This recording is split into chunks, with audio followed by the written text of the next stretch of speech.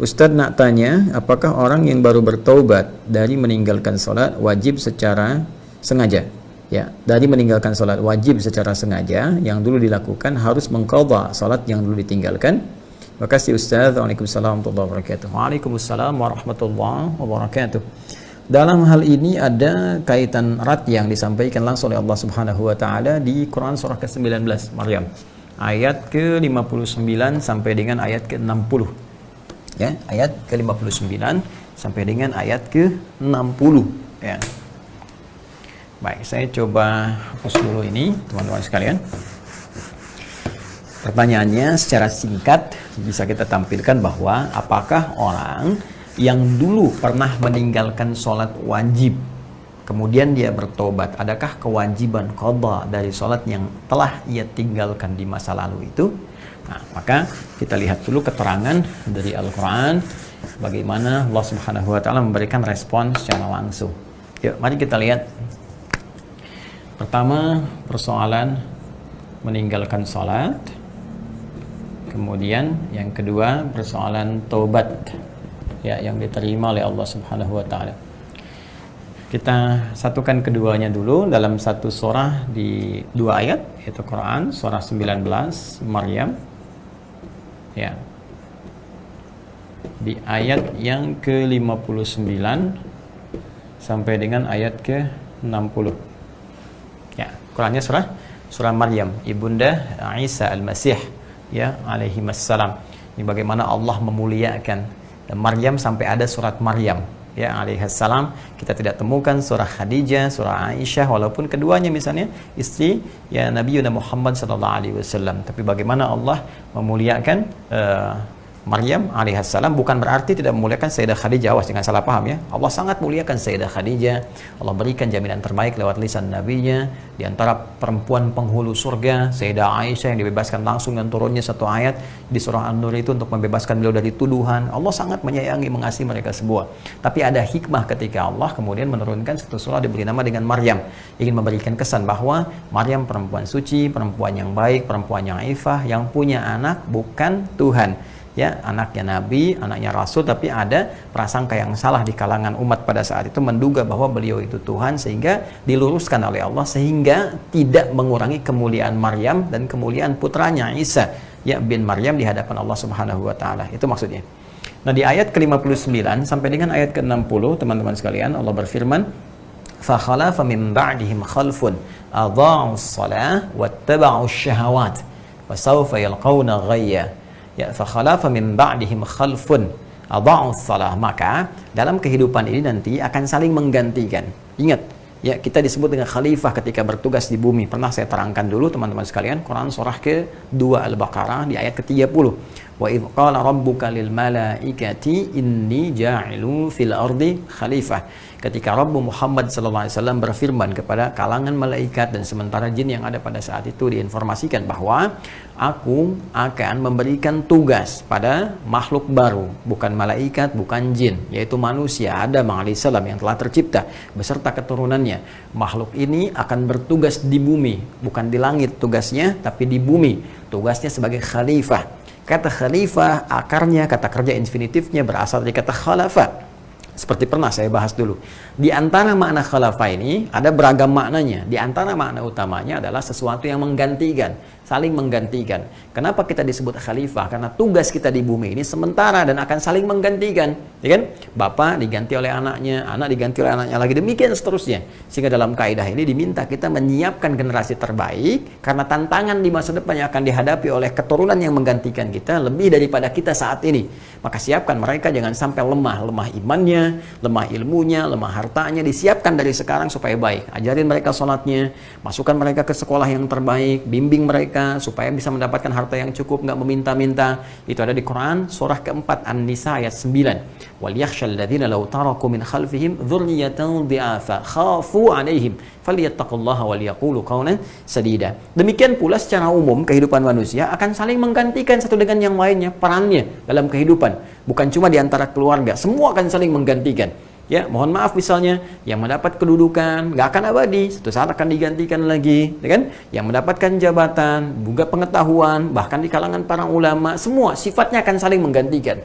Termasuk hukum Allah menjadikan orang-orang nanti yang banyak bermaksiat, yang kurang bagus dan sebagainya, nggak mau taat sama Allah. Kata Allah, kalau kalian memang nggak mau taat sama sekali, sesuai dengan ajal kalian, mudah bagiku. Ya, menggantikan kalian dengan generasi yang lebih baik lagi. Jadi ini memberikan kesan kepada kita bahwa Allah nggak dirugikan dengan maksiat seseorang. Kalaupun ada orang misalnya mohon maaf tidak ruku, tidak sujud kepada Allah, tidak akan menurunkan status Allah sebagai Tuhan. Kita yang rugi karena tidak menjalankan tugas dengan baik. Tadi di pembuka ba'da maghrib yang saya sampaikan sebelum Isya, bahwa setiap kita mesti belajar memanfaatkan waktu untuk beramal saleh, berbuat baik dalam kehidupan, baik garisnya hablum minallah ataupun hablum minannas. Ya, hadirkan kebaikan-kebaikan, kemuliaan-kemuliaan. Tapi ketika Anda tidak mengerjakan itu semua, maka mohon maaf feedbacknya Anda nggak punya bekal pulang. Karena semua bekal kita itu dikumpulkan saat di dunia dalam menjalani tugas. Anda kan saat di kantor bekerja, itu kan? Selesai pekerjaan dikasih gaji kan? Gaji. Maka ketika dibawa pulang, saat pulang itu Anda mendapatkan bagian kenikmatan dari hasil pekerjaan Anda. Sama persis, kita tugasnya ngantornya di dunia ini. Pulangnya ke akhirat nanti. Di hasil pekerjaan kita akan dibayar tuntas oleh Allah. Diberikan kemudian bayaran-bayaran saat kita pulang supaya nikmat saat pulang. Adapun saat kita bertugas berkantor di muka bumi ini kasih fasilitas oleh Allah. Wal arda wada'aha lil anam. Semua fasilitas yang ada di bumi dimudahkan. Ya, diberikan kreasi pada manusia, diberikan kendaraan, bisa diberikan rezeki oleh Allah, dicukupkan supaya tugas terjamin dengan baik. Seperti Anda ngantor di tempat kerja Anda diberikan fasilitas. Ada yang ada AC-nya, ada kipas anginnya, diberi fasilitas mobil, motor, ya ada yang sepeda, sesuai dengan levelnya masing-masing. Ya sama persis kita juga begitu. Sesuai dengan ikhtiar dan pilihan kita, Allah kasih perangkat kehidupan kita. Saya mengajar, Allah kasih bekalnya. Ya, dikasih bekal ilmu pengetahuan, dikasih kelengkapan mengajar, dikasih fasilitas, kan, dan sebagainya. Tapi ini cuma fasilitas kita berkantor di dunia.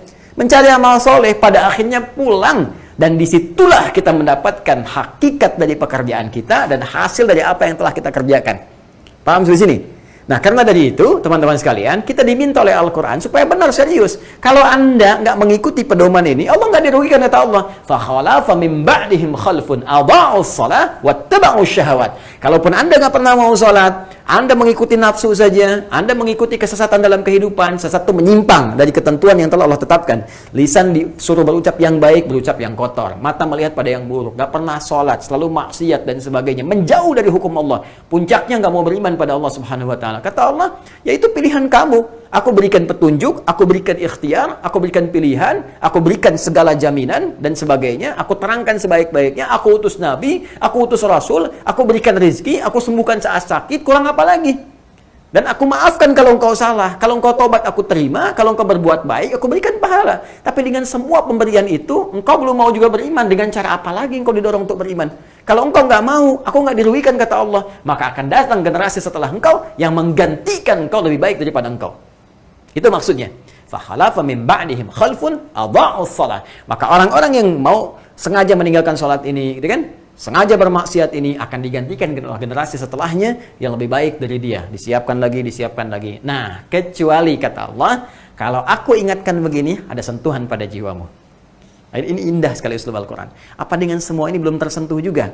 Ya, aku tidak dirugikan kalau engkau maksiat sampai engkau meninggal, tapi engkau akan rasakan akibatnya dari itu karena tidak memegang komitmen. Di kantor pun engkau tidak memegang komitmen, bahkan engkau dikasih fasilitas di kantor. Ya, dikasih AC, kasih gaji banyak, kasih fasilitas kendaraan dan sebagainya. Anda nipu orang kantor.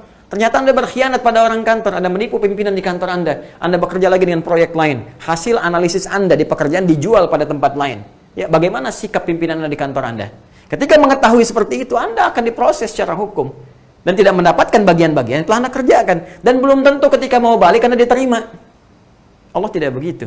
Allah punya hukum. Dengan keadilannya membalas pekerjaan Anda. Tapi Allah menjanjikan, kalau Anda mau berubah, maka ada sesuatu yang terbaik yang Allah persembahkan kepada Anda. Maka ayat 60-nya melengkapi. Illa man taba wa amana wa amila salihah. Ini dia poinnya. Sampai sini dulu ya. Faulaika yadkhuluna jannata wa la yuzlamuna syai'a. Kita singkat di akhirnya dulu. Kita cukupkan di sini dulu untuk membahas pertanyaan Anda. Nah, tadi ya, jadi ada orang-orang yang meninggalkan sholat, ya kan? Ini poinnya teman-teman sekalian. dia sengaja tinggalkan, nggak pernah sholat fardu, luput dengan kehidupan dunia dan sebagainya, cuman tersentuh dalam proses kehidupannya untuk kembali, ada cahaya Allah. Saya selalu katakan, dalam setiap episode hidup kita, sehitam apapun pekerjaan yang pernah kita kerjakan, akan ada cahaya menembus kedalaman jiwa kita dan mengajak kita kembali. Minimal akan persekian detik Anda akan merenung, apa akan terus seperti ini? Apa nggak ada kesempatan untuk baik? Nah, itu cahaya. Cepat ambil itu untuk kembali. Bahkan mohon maaf ya, Fir'aun, Fir'aunnya. Ya, Fir'aunnya. Mengaku Tuhan, ana rabbukumul a'la, ya, hobinya bunuh orang, bahkan saat baru dilahirkan, ya, dan seterusnya. Dan tak terlukiskan bagaimana kekejamannya. Tetap oleh Allah diberi kesempatan dengan keadilan dan sifat rahmannya, diutus bahkan 2 nabi langsung, Musa dan Harun. Diutus langsung kelihatan, mukjizat tampak depan mata. Cuma dia tetap bertahan pada kekufurannya. Ya, maka resiko dia tanggung. Jadi Allah itu memberikan keadilan dan sifat rahmannya, sifat kasihnya yang paling dalam sampai ke titik paling tinggi dalam kehidupan. Kita pun demikian. Maka dari itu diabadikan jasad Fir'aun. Kisah-kisah terdahulu kemudian sampai kepada kita untuk memberikan pelajaran, jangan seperti itu lagi. Ini contohnya udah ada. Jadi kisah Fir'aun itu kan sangat viral sekali. Ya, sangat viral sekali. Ya, mohon maaf sekali teman-teman sekalian, di setiap turunan wahyu yang sampai pada generasi berbeda, setiap rasul, nabi, bahkan di kitab-kitab yang berbeda, itu jelas sekali kisahnya. Dan mereka mengakui. Jadi kisahnya nyata, keterangannya nyata, bukti fisik yang diabadikan nyata, setiap hari bisa diakses bahkan dalam platform sekarang, lewat media sosial, kita bisa lihat, klik sedikit, nampak seperti apa. Kalau dengan semua itu, kita belum yakin juga, masih maksiat juga, dengan cara apa lagi diingatkan? Tapi dalam hal demikian pun sifat rahman Allah masih memberikan petunjuk. Kata Allah, ini aku sudah tampakkan, apa akan lalu seperti ini? Ya, kata Allah, diberikan peluang. Illa man taba, kecuali orang yang mau taubat. Taba ya tubu. Awas ya. Taba ya tubu taubatan. Awas, jangan salah tasrif. Taba ya tubu YouTuban. Ya, nggak begitu.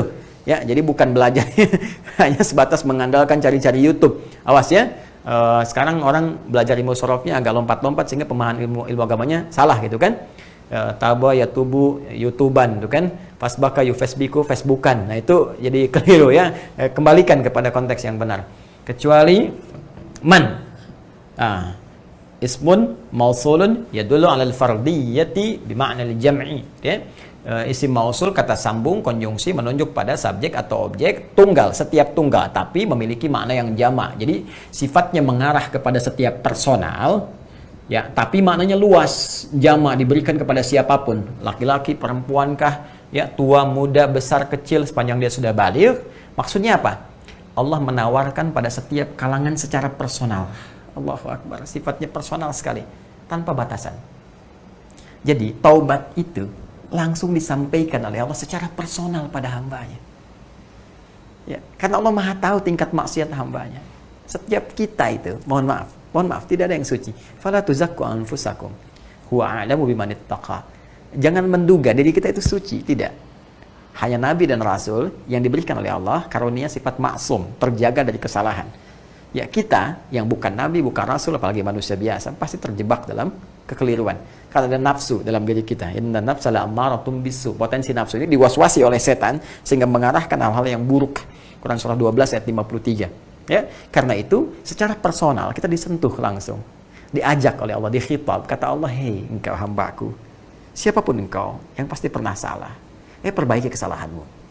Dan boleh jadi di antara kesalahan yang diperbuat itu tadi, kembali ke ayat 59-nya. Ya, awas, adha'us shalah, pernah meninggalkan salat. Secara personal loh.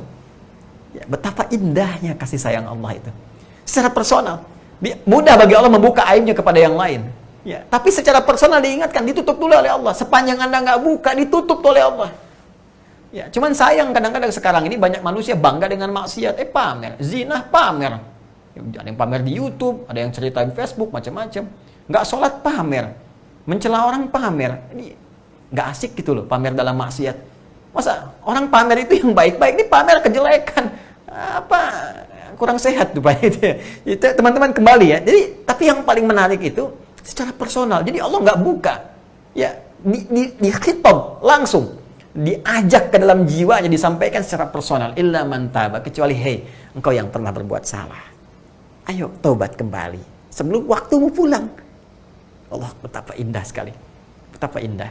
Di kantor Pimpinan melihat ada satu karyawan salah, ya ketahuan tuh lewat CCTV misalnya, ketahuan berbuat curang apa, tiba-tiba pimpinan ini memanggil secara personal, tidak pernah menyebarkan ke seluruh karyawan gini. Saya tahu, kata pimpinan kepada karyawannya, ya, saya tahu setiap orang itu pasti pernah punya peluang berbuat salah. Tidak ada manusia yang sempurna. Ini kamu pernah berbuat salah, tapi setiap orang pun punya hak untuk berubah menjadi baik. Saya kasih kesempatan, kita lupakan semua ini, Anda perbaiki, yuk berbuat lebih baik. Anda kerja lagi, tapi tinggalkan semua ini.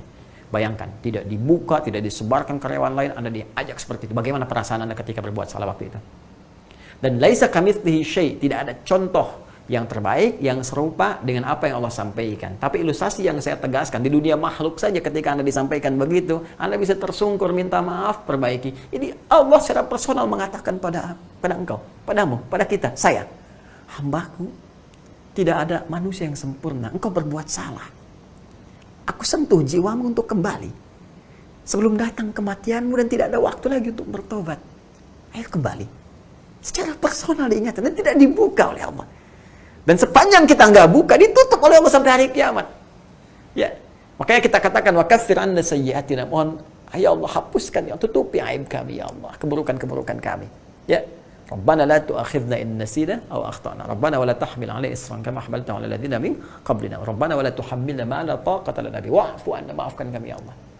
Ya, waghfir lana, ampuni kami ya Allah. Warhamna, sayangi kami. Warhamna, dengan rahmat Allah disentuh kita. Kata Allah, illa man taba, kecuali bagi yang pengen taubat, balik lagi. Ya, taubat. Taubat mengakui salah. Ya, menyesali perbuatan salah itu, menyesali. Kemudian, mohon maaf teman-teman sekalian, berjanji untuk meninggalkan dan tidak mengulanginya lagi. Serta yang keempat, mengganti atau mengisi perbuatan salah tadi dengan perbuatan yang lebih baik, ya, dengan amal saleh. Ya, maka perhatikan baik-baik, illa man taba, kecuali bagi orang yang pengen taubat. Kenapa kalimatnya menggunakan bentuk fi'il madhi? Bisa Allah mengatakan illa man yatubu, tapi kenapa menggunakan fi'il madhi? Madhi di sini berfungsi taukid dan mempercepat sesuatu dilakukan. Jadi kalau ada sentuhan pada jiwa, tepat langsung tobat pada saat itu. Dan kuatkan pada diri kita berkomitmen. Bayangkan bagaimana kalau wafat saat ini, saat Allah sedang memberi hidayah. Ya, sujud kita nggak apa-apa, sujud tobat. Dan Masya Allah begitu taubat, sujud meninggal misalnya. Itu keadaan yang paling indah, Masya Allah. Masya Allah. Tapi jangan direncanakan ya, maksiat dulu, dizinah dulu, begitu sujud mudah-mudahan meninggal. Tidak. Bagaimana saat berzina meninggal? Saat korupsi meninggal? Saat mabuk meninggal? Tidak. Jadi maksiat itu, awas, bukan hal yang direncanakan. Begitu direncanakan, menjadi lebih besar maksiatnya. Dosanya besar di hadapan Allah. Nah, isi dengan yang terbaik teman-teman sekalian. Dan segerakan, karena itu bentuknya fi'il madhi. Ini tafsir terbaik nanti di Quran surah keempat, An-Nisa. Ya, di ayat ke-17. Ya, Allah menyampaikan, innamat taubatu 'ala Allahi lilladzina ya'maluna as-su'a bijahalatin thumma yatubuna min qarib. Itu kalimatnya. Sungguh taubat yang diterima oleh Allah Subhanahu wa taala adalah taubat yang terjadi pada diri seseorang yang pernah berbuat salah, berbuat buruk, kemudian ada getaran pada jiwanya, setelah itu segera dia bertobat. Ini yang dimaksudkan. Ya, wa amana, dan dia yakin, ya, memperbaiki imannya kepada Allah Subhanahu wa taala, yakin dengan Allah Subhanahu wa taala. Jadi kata amanah di sini ini punya dua arti utama. Ya. Ada yang pertama adalah iman itu kan lawannya kufur, otomatis. Ya, amana yu'minu, ya, lawannya kafara yakfuru. Hati-hati. Jadi iman lawannya kufur, mukmin lawannya kafir. Itu sudah bahasa syariat ya. Jadi bahasa biasa saja gitu, bahasa netral, dan itu halus kok. Halus, jadi jangan tersinggung kalau nggak beriman ya kafir gitu, biasa saja. Kalau disebut orang kafir, ya memang bahasa syariat begitu, nggak usah tersinggung. Ya kenapa? Karena itu bahasa syariat, bahasa biasa, terminologi biasa, dan maknanya halus. Kafir, orang masih menutup diri, belum mau menerima hidayah. Itu orang masih menutup diri, ya wajar kan? Ya, bahasanya halus, tidak menyebut dengan nama binatang, dengan apapun. Ya, misalnya ini belalang yang tersesat, kan tidak seperti itu, biasa saja gitu. Kita gunakan kalimat diksi-diksi yang baik. Jadi kalau ada yang menyebut misalnya mukmin, kafir, itu biasa, kan? Jadi ini bahasa-bahasa dalam Al-Quran. Yang ingin saya tegaskan, iman itu lawannya kufur.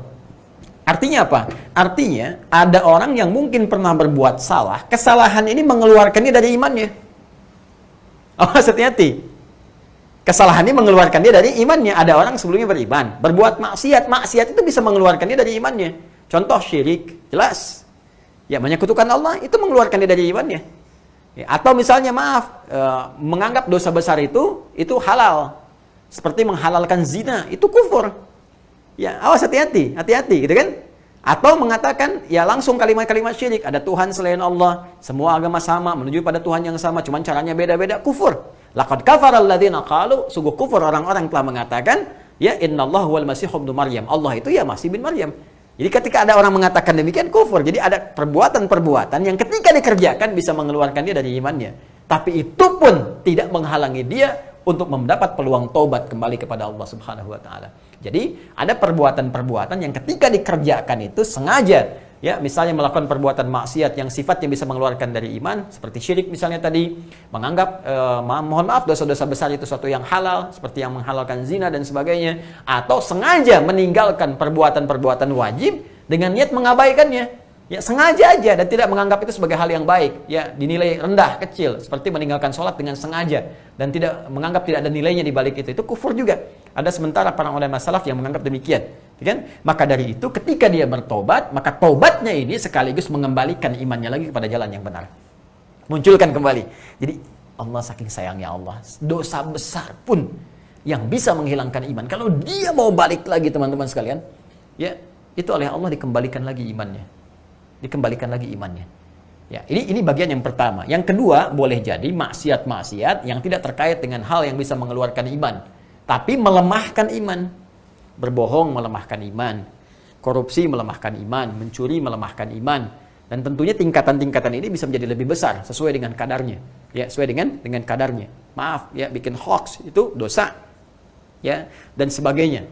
Berbohong, fitnah, dan bahkan ada nanti fitnah-fitnah tertentu atau perbuatan tertentu yang mungkin levelnya akan naik ke dosa-dosa yang lebih besar. Yang ini tidak mengeluarkan iman, tapi dia melemahkan iman, berbohong. Misal, maka ketika dia bertobat dari dosa bohongnya, fitnahnya, bikin hoaxnya misalnya, dia kembali, maka Allah akan berikan kembali kekuatan imannya. Ya, ada charge lagi, sehingga baterainya naik lagi, baterai imannya, kuat lagi. Nah, dari situ, maka pembuktian ini semua akan nampak lewat amal solehnya. Wa amila salihah. Dan tobat yang benar ini, kata Allah, ukuran dua. Satu, imannya hadir dan menguat kembali pada jiwanya. Dan bukti penguatan iman ini bisa dilihat dari amila salihah, amal solehnya. Nah, terkait dengan pertanyaan Anda, ketika tadi misalnya sengaja meninggalkan sholat wajib, dan ini persoalan serius. Kemudian Anda mendapat sentuhan tadi, Masya Allah, selamat untuk Anda. Atau kawan Anda mungkin disampaikan di sini sebagai contoh, kan selamat, saya katakan Masya Allah, Allah lebih menyukai pelaku maksiat yang mau tobat dibandingkan orang soleh yang tidak pernah merasa salah. Catat, bikin status.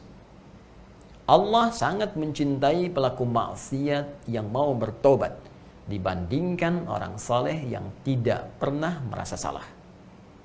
Jelas?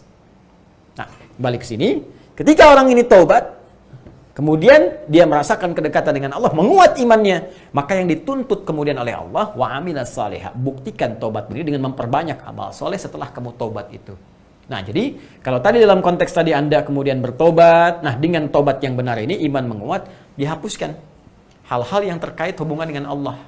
Ya, bukan dengan manusia ya, dengan Allah langsung. Kalau dengan manusia, selesaikan dengan manusianya, baru nanti ampunan Allah diturunkan. Ya, seperti utang misalnya kan, jadi utang jadi berjauhan, ya kan? Jangan dianggap ketika istighfar tobat utang lunas, tidak. Enak aja Joni, gitu ya. Jadi tetap Anda bertobat kepada Allah, tapi utang lunasin juga. Walaupun Allah memberikan ampunan kepada Anda karena perilaku yang tidak baik, ya, tapi kalau utangnya belum dilunasi, tetap ada hubungan hak adami di sini, hakun adami, hak terkait dengan anak cucu Adam yang belum selesai. Adapun di sini, maka akui salah hubungan dengan Allah tadi ya, meninggalkan sholat, misalnya pernah nggak puasa, kan? Maka Anda bertobat, maka hal-hal yang jelek-jelek itu oleh Allah diampuni dengan taubat tadi, dan Anda isi dengan amal soleh. Amal soleh ini karena sifatnya umum, wa amila solihan, ini umum. Maka di sini ada dua tafsiran. Tafsiran pertama, ya, menyampaikan dari kalangan para ulama, termasuk beberapa ulama kontemporer memberikan fatwa bahwa mengacu kepada keterangan ini, bahwa tidak ada kemudian harus mengganti sholatnya lagi yang telah lalu, karena yang lalu telah berlalu. Ya, karena di sini sifatnya ini umum itu nakirah artinya banyak, artinya kumpulin aja setelah itu amal-amal kebaikan yang banyak.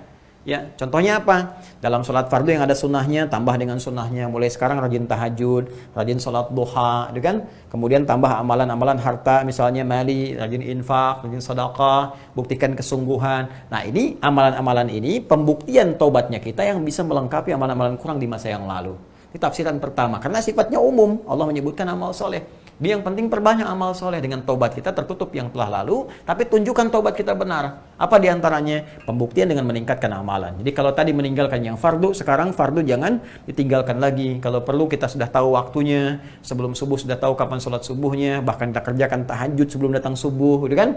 Kemudian setelah itu kita kerjakan sholat sunnah, qabliyah subuhnya, bahkan duha kita kejar semaksimal sampai kita wafat, bahkan wafat dalam keadaan sujud, Masya Allah. Ya? Ada yang kedua, karena ini kan sifatnya masih umum. Ya, dan soleh pun tercakup di sini sholat itu amal soleh. Artinya ada juga yang menafsirkan kalau dia mau mengerjakan mengganti sholatnya yang telah lalu, bisa dia kerjakan. Ini menunjukkan kesungguhan dia untuk menunjukkan benar taubatnya. Ya, jadi bagaimana cara praktiknya? Gampang. Ketika masuk misalnya waktu sholat zuhur, ya, maka dalam masuk waktu sholat zuhur ini dia kerjakan zuhur pada saat itu, kemudian setelah itu ada mengisi waktunya, dia coba tunaikan lagi sholat untuk mengganti zuhur yang sebelumnya, yang lalu-lalu gitu kan. Jadi begitu masuk waktu asar, demikian seterusnya, dia kerjakan asarnya yang pada saat itu, dan setelah itu dia kerjakan untuk mengganti asar yang sebelumnya. Nah, ini dua hal ini pun sifatnya baik karena mengacu pada dalil yang sama, cuma pemahaman ulama yang beragam di sini mengacu pada keumuman di sini. Adapun Allah sekali lagi melihat kepada kita dari kesungguhan bertobat dan peningkatan amal solehnya. Jadi silahkan berdasar kelonggaran dari Anda, mana yang paling nyaman Anda tunaikan. Itu saja sebetulnya. Ya, kalau Anda melihat misalnya, wah sudah saya ingin mengambil bagian yang pertama saja, saya kerjakan sesuai dengan porsinya, saya tambah sholat sunnahnya, tahajudnya, infaknya dan sebagainya, Alhamdulillah. Atau Anda ingin mencoba misalnya mengingat yang lalu-lalu, kemudian setelah itu Anda kerjakan, Anda sholat lagi ingat yang lalu, ya sambil kemudian sujud, nangis, tobat lagi dan sebagainya, itu pun silahkan. Mana yang paling ringan? Yang salah, yang tidak sholat atau tidak benar dalam tobatnya. Ini keterangannya. Wallahu ta'ala a'lam bis-shawab.